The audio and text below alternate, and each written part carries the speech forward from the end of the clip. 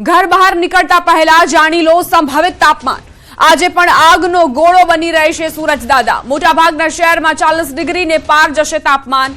ડાંગમાં 42.7 ડિગ્રી તાપમાન રહેવાની શક્યતા। ભુજ અને રાજકોટમાં 42 ડિગ્રી તાપમાનનું અનુમાન છે। તાપીના વાલોડની વાત કરીએ જ્યાં 41.8 ડિગ્રી તાપમાન રહી શકે છે। તાપમાન અમદાવાદ ગાંધીનગરમાં 41 ડિગ્રીનું અનુમાન છે। સુરતમાં 41 ડિગ્રી રહી શકે છે તાપમાન। હિંમતનગરમાં 40.1 ડિગ્રી પારો નોંધાઈ શકે છે। અમરેલી વડોદરામાં 40 ડિગ્રીનું અનુમાન છે। ડીસા છોટાઉદેપુરમાં 40 ડિગ્રીનું તાપમાન નોંધાઈ શકે છે। સંવાદદાતા વિભુ લાઈવ જોડાઈ ગયા છે વધુ જાણકારી સાથે। વિભુ, આ વખતની વાત કરીએ તો ગયા વર્ષે 16 દિવસનો વિલંબ થયો હતો આ પ્રકારના તાપમાન નોંધાવાને લઈને, પરંતુ હવે આ વર્ષે 2025માં ગરમીનો અહેસાસ 16 દિવસ પહેલા જ થઈ રહ્યો છે। 39 ને પાર તાપમાન ઘણા એવા જિલ્લાઓમાં પહોંચી ચૂક્યો છે।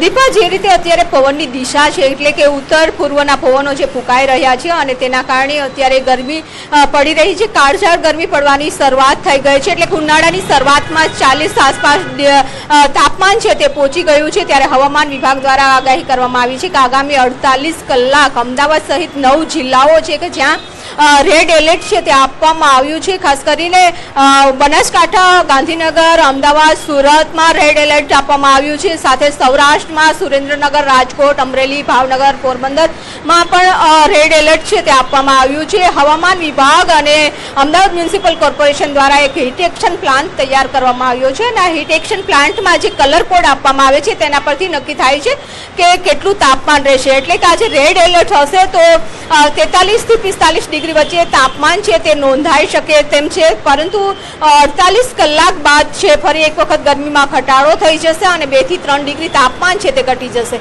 અત્યારે કાળઝાળ ગરમીનો અહેસાસ એટલા માટે પણ થઈ રહ્યો છે કે સામાન્ય તાપમાન જે રહેવું જોઈએ 32 થી 35 ડિગ્રી વચ્ચે રહેવું જોઈએ, પરંતુ 5 થી 8 ડિગ્રી તાપમાન છે સામાન્ય કરતાં વધારે છે અને તેના કારણે જ લોકોએ કાળઝાળ ગરમીનો અહેસાસ કરી રહ્યા છે। સાથે જ જ્યારે રેડ એલર્ટ આપવામાં આવ્યું છે, ઓરેન્જ એલર્ટ આપવામાં આવતું હોય છે ત્યારે પણ લોકોને સૂચનાઓ આપવામાં આવતી હોય છે કે જ્યારે પણ રેડ એલર્ટ હોય છે ત્યારે ખાસ કરીને 1 થી 4 વાગ્યા સુધીમાં જો કામ ન હોય તો ઘરની બહાર ન નીકળવું જોઈએ અને પાણી સતત પીતા રહેવું જોઈએ, જેના કારણે ડિહાઇડ્રેશન ન થાય।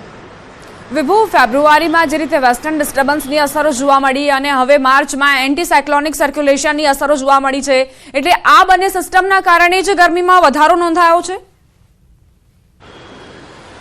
દીપા, બિલકુલ કહી શકાય કે જે રીતે વેસ્ટર્ન ડિસ્ટર્બન્સ જે શિયાળામાં આવવા જોઈએ તેટલા વેસ્ટર્ન ડિસ્ટર્બન્સ મજબૂત આવ્યા નથી, તેની પણ એક ઇફેક્ટ છે તે જોવા મળી રહી છે। અને બીજું કે અત્યારે પણ જે વેસ્ટર્ન ડિસ્ટર્બન્સ આવશે તો તેના કારણે વાદળો આવતા હોય છે, ગરમીમાં ઘટાડો થતો હોય છે, પરંતુ વેસ્ટર્ન ડિસ્ટર્બન્સ પસાર થઈ ગયા બાદ ફરી ગરમીમાં વધારો થઈ જતો હોય છે। જોકે હવામાન વિભાગ દ્વારા ઉનાળાનું જે પૂર્વાનુમાન જાહેર કર્યું હતું તેમાં પણ તેઓએ કહ્યું હતું કે આ વર્ષનો ઉનાળો છે ચાલુ વર્ષનો તે ઘણો આકરો રહેશે અને હીટ વેવના દિવસો છે તે પણ વધી જશે અને તેના કારણે જેવું લાગી રહ્યું છે કે અત્યારે જે રીતે હવામાન જોવા મળી રહ્યું છે, વારંવાર વેસ્ટર્ન ડિસ્ટર્બન્સ આવે, પવનની દિશાઓ બદલાઈ રહી છે અને તેની અસર છે ઋતુ ઉપર જોવા મળી રહી છે।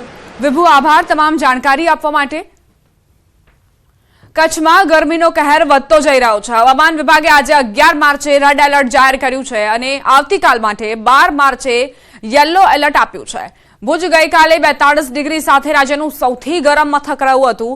ઉનાળાની શરૂઆતમાં જ તાપમાન ભારે ઉછાળો લઈ રહ્યું છે। ગરમીના કારણે જનજીવન પ્રભાવિત થઈ રહ્યું છે। બજારો સુમસામ છે, લોકો ઘરની બહાર બપોરે નીકળવાનું ટાળી રહ્યા છે।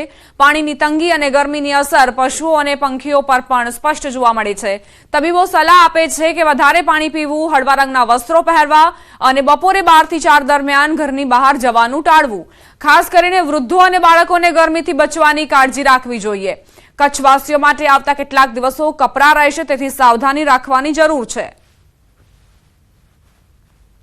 માર્ચની શરૂઆતમાં જ કચ્છમાં જે તે પ્રખર તાપ વર્તાઈ રહ્યો છે। ચોક્કસની વાત કરીએ તો ગઈકાલે છે તે 42 ડિગ્રી સાથે ભુજ છે તે રાજ્યનું સૌથી ગરમ મથક છે તે જોવા મળ્યું હતું। તો આજે હવામાન વિભાગ દ્વારા છે તે કચ્છમાં રેડ એલર્ટ આપવામાં આવ્યું છે, તો આવતીકાલે પણ યલો એલર્ટ આપવામાં આવ્યું છે। જે રીતે આપ દ્રશ્યોમાં જોઈ રહ્યા છો કે લોકો છે તે બહાર જ્યારે નીકળી રહ્યા છે ત્યારે મોઢા પર રૂમાલ બાંધીને નીકળી રહ્યા છે। આપણે લોકો સાથે વાત કરવાનો પ્રયત્ન કરશું। ખાસ કરીને વાત કરી તો અત્યારે ગરમી કેવી રીતના પડી રહી છે, કેવી લાગી રહી છે ગરમી? અત્યારે દિવસની હજી તો શરૂઆત છે. અત્યારે સમજી લો ને કે 10:30-11 વાગ્યા હશે, પણ ગરમીનો તાપ જ હમણાં ખૂબ જ છે.